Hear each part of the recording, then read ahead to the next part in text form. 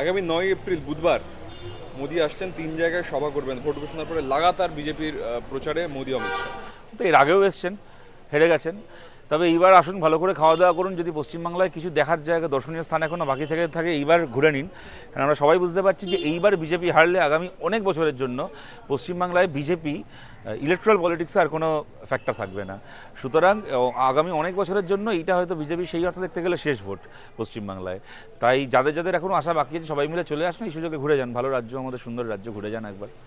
মোদি সভা করবেন রবিবার, আবার সোমবার তিনি ভোট কর্মীদের ভার্চুয়াল টনিক দেবেন, ভোকাল টনিক। লাগাতার এই যে বিজেপির লেগে থাকা, এটাকে কীভাবে বলবেন? এবং একটা রাজনৈতিক দলের নেতা, তিনি তার দলের জন্য লেগে থাকবেন। কিন্তু ওনার এতবার আসার দরকার ছিল না, এত কিছু করার দরকার ছিল না। শুধুমাত্র যদি ইডি এবং সিবিআই তাদের স্বাভাবিক দায়িত্বটুকু পালন করত, তাহলে গোটা তৃণমূল কংগ্রেস জেলে থাকতো। এবং মোদিকে, অমিত শাহকে এতবার করে এসে এটা প্রমাণ করতে হতো না যে বিজেপি সত্যি সত্যি তৃণমূল বিরোধী। সত্যি কথা বলতে এখানে বিজেপি বা বিজেপির এই মোদি অমিত শাহের মতো নেতারা যত না এখানে দলের প্রচার করতে আসে, তার থেকে বেশি এটা বাংলার মানুষকে বোঝাতে আসে যে আসলে আমরা এক নই।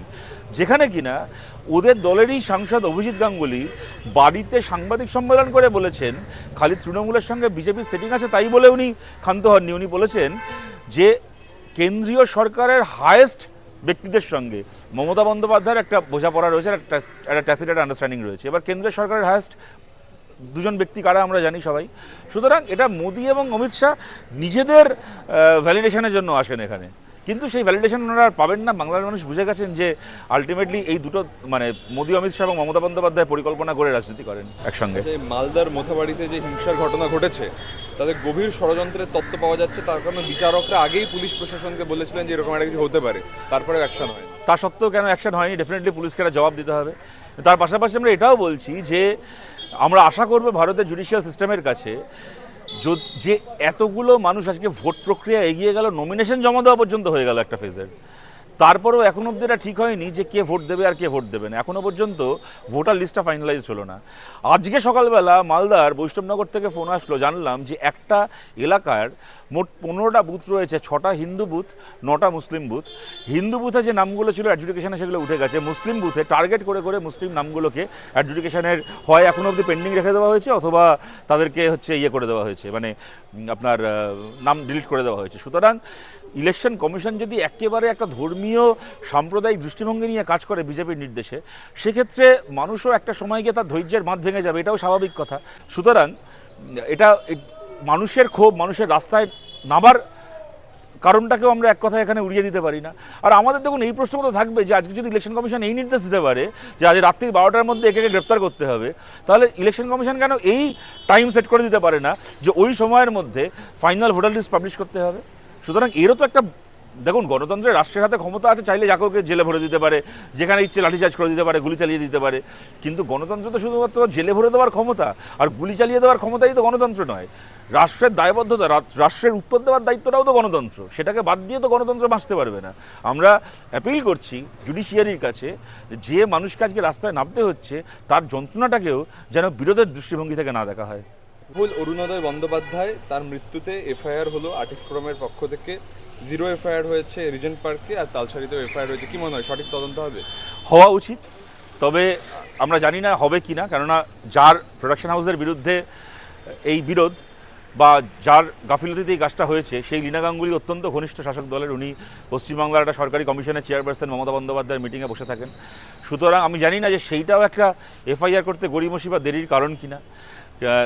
সুতরাং হাজারটা প্রশ্ন আছে, তবে এইটুকু বলতে পারি, অনেকে বোঝাপড়া করে নিলেও বোঝাপড়া কিন্তু আমরা করব না। আমরা কেননা অনেক এক্ষেত্রে দেখুন, রাহুলদার এইরকম মৃত্যুর কারণ চেয়ে যারা রাস্তায় জানতে চেয়ে যারা রাস্তায় নেমেছেন, তার মধ্যে যেরকম অনেক মানুষ আছেন যারা কিনা সত্যি সত্যি ব্যথিত, যন্ত্রণাক্লিষ্ট, তেমন আবার অনেক ধান্দাবাজকেও আমরা দেখছি এই সুযোগে নিজেদের এজেন্ডা সেটেল করতে। আমি দেখছি অরিন্দম শীল কদিন ধরে খুব লাফাচ্ছে। অরিন্দম শীল কেন লাফাচ্ছে? কারণটা আমরা জানি না। এর আগে অরিন্দম শীল শুটিংয়ে একজন অভিনেত্রীকে মোলেস্ট করতে গিয়ে ব্যান হয়ে গেছিলো। উইমেন্স কমিশনের মাধ্যমে এই লীনা গাঙ্গুলিরা অরিন্দম শীলকে, তার বিরুদ্ধে এফআইআর করেছিল। অরিন্দম শীলের মাঝখানে কাজ করা বন্ধ হয়ে গেছিলো, গ্রেপ্তার হতে পারে এরকম অবস্থা হয়েছিল।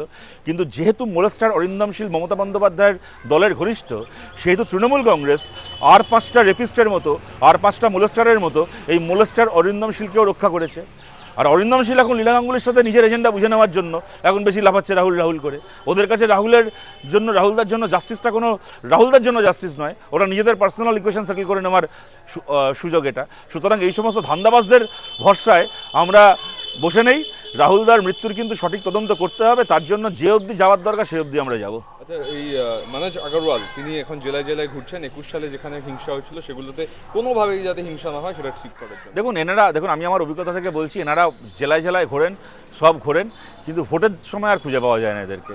ভোটের আগে এই জেলায় জেলায় যাওয়া, এই সেন্ট্রাল ফোর্সের রুট মার্চ থেকে শুরু করে সব কিছু করে একটা পরিবেশ তৈরি করা হয়, একটা ভরসা দেওয়া হয় যে ইলেকশন কমিশন খুব ভালো ভোট করাবে, কিন্তু আলটিমেটলি ভোটের দুদিন আগে থেকে এদের ফোন বন্ধ হয়ে যায়। আমরা আশা করছি এবার সেরকম কিছু হবে না, আর যদি হয়ও আমরা আমাদের কর্মীদেরকে বলছি বুথে বুথে নিজেদের বাহিনী প্রস্তুত রাখতে হবে সাধারণ মানুষকে সঙ্গে নিয়ে।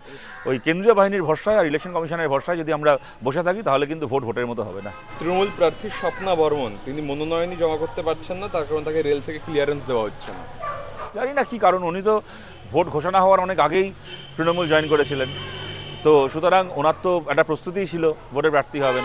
জানি না ডিউ টাইমের মধ্যে উনি অ্যাপ্লাই করেছিলেন কি না করেছিলেন, সেগুলো ইলেকশন কমিশন দেখবেন, আমার এই নিয়ে খুব একটা কিছু জানা নেই, আমি বলতে পারবো না। আবার স্বপ্না বর্মন প্রার্থী হওয়ার ফলে তৃণমূলের যে নেতার ওখানে প্রার্থী হওয়া আটকে গেল, সেই নেতাই আবার এই কলকাটি নাচছে কিনা রেলের সঙ্গে সেটিং করে, তাও হতে পারে। শেষ মুহূর্তে সেই প্রার্থী না হলে আমি ফাঁকতাল দিয়ে হয়ে যাবো। অধীর চৌধুরী প্রচারে বেরোলেই একটা তৃণমূল বিক্ষোভ করছে, গো ব্যাক স্লোগান দিচ্ছে, বারবার তাকে আটকানোর চেষ্টা। দেখুন এইগুলো আমি বলছি, এই রাজনীতিগুলো না বুমেরাং হয়ে ফিরে আসবে। অধীর চৌধুরী তো এই মুহূর্তে আমাদের সাথে জোটে লড়াই করছেন না, সুতরাং ওনার হয়ে উত্তর দেওয়ার আমার কোনো দায় নেই। তবে একটা কথা বলছি, একজন বিরোধী দলের প্রার্থী যেখানে প্রচার করতে যাবে সেখানে যদি চারটে চামচাকে নিয়ে তৃণমূল গো ব্যাক করে, পশ্চিমবাংলায় কিন্তু এই ভোটের ফলাফল ঘোষণা হওয়ার পরে কী হবে আমি সেটাই দিলাম। অলরেডি কিন্তু এরকম বহু জায়গা রয়েছে, মালদা, মুর্শিদাবাদ থেকে শুরু করে, দিনাজপুর থেকে শুরু করে, নদিয়া থেকে শুরু করে, এরকম বহু জায়গা কিন্তু রয়েছে যেখানে আজকের তারিখে তৃণমূল প্রার্থী বেরোলে আমরা কিন্তু লোক জড়ো করে গো ব্যাক করে ওদেরকে খেলিয়ে দিতে পারি। তাও তো এখনও খাতায় কলমে মমতা বন্দ্যোপাধ্যায় রাজ্যের মুখ্যমন্ত্রী আছেন। যেদিন মুখ্যমন্ত্রী থাকবেন না সেদিন প্রচার করতে যাওয়া ছেড়ে দিন, বাজার করতে গেলেও হয়তো দেখা যাবে যে তৃণমূল প্রার্থীদের সঙ্গে এই ঘটনাটাই ঘটছে, যেটা কিনা ঘটা উচিত নয়। সেই কারণে বলছি এত উড়বেন না, এত ওরা ভালো না, পুলিশের ভরসায় আর মুখ্যমন্ত্রীর ভরসায় এত উড়বেন না, গণতন্ত্রটাকে গণতন্ত্রের মতো করে রাখুন। আচ্ছা, বিজেপি তার পঞ্চম প্রার্থী তালিকা দিয়েছে, বিষ্ণুপুর কেন্দ্রে এই নিয়ে 3 বার প্রার্থী বদল হলো, এখনও কলকাতা পোর্টে প্রার্থী ঘোষণা করা যাচ্ছে না। আরও বহু জায়গায় প্রার্থী ঘোষণা হয়নি, 3 বার প্রার্থী হলো হয়তো। দেখুন একটা দল যাদের নিজেদের সেই অর্থে কোনো কর্মী নেই, এই দল ওই দল থেকে লোক এনে ভোট লড়তে হয়, তাদের ক্ষেত্রে এটা অস্বাভাবিক নয়। আবার কোনো কেন্দ্রে 3 বার প্রার্থী ঘোষণা হয়ে গেছে, কোনো কেন্দ্রে আবার দেখছি একটা কেন্দ্রে 2টো প্রার্থী ঘোষণা করে দিয়েছে, দেখলাম ময়নাগুড়িতে। এই বিজেপি বলে যে তৃণমূল বিরোধী ভোটকে ভাগ করবেন না, এই লোককে ভোট ভাগ করতে বারণ করে দেখি নিজেরাই নিজেদের ভোটকে দুভাগ করে নিয়েছে। আমাদের দুজন প্রার্থী, অর্ধেক বিজেপি একে ভোট দাও, অর্ধেক বিজেপি ওকে ভোট দাও। সুতরাং এই তো হচ্ছে, এরা একটা পলিটিক্যাল পার্টি না, একটা সার্কাস পার্টি আমরা জানি না, কিন্তু যাই হোক ওদেরকে নিয়ে বেশি আলোচনা করে লাভ নেই। কারণ আমি বলছি দেখুন কাউন্টডাউন শুরু হয়ে গেছে, আজকে এপ্রিল মাসের 5 তারিখ, আর 29 দিন বাকি আছে। সামনের মাসের 4 তারিখ দুপুর 2টোর পরে দেখবেন আপনিও আর বিজেপি নিয়ে বেশি কথা বলছেন না, আপনার চ্যানেলও আর বিজেপি নিয়ে বেশি প্রশ্ন করছে না, কেন বিজেপির আর পশ্চিমবাংলার রাজনীতিতে সেই গুরুত্ব থাকবে না। একটা অন্যরকম প্রশ্ন, পাকিস্তানের প্রতিরক্ষামন্ত্রী খাজা আসিফ তিনি বলছেন এবারে যদি কোনো হামলা চালায়, পাকিস্তান অভিযান চালায়, তাহলে কলকাতা পর্যন্ত সে অভিযান হবে। দেখুন আমি জানি না পাকিস্তানের স্বাস্থ্য পরিষেবা কেমন, যদি ওখানকার হাসপাতালে মাথার চিকিৎসা ভালো না হয়, সেক্ষেত্রে ভারত সরকারের উচিত, যাই হোক আমাদের প্রতিবেশী দেশ, ওদের প্রতিরক্ষামন্ত্রী ভারতের কোনো একটা হাসপাতালে এসে ভালো সাইকিয়াট্রিস্ট দেখিয়ে মাথার চিকিৎসা করানো।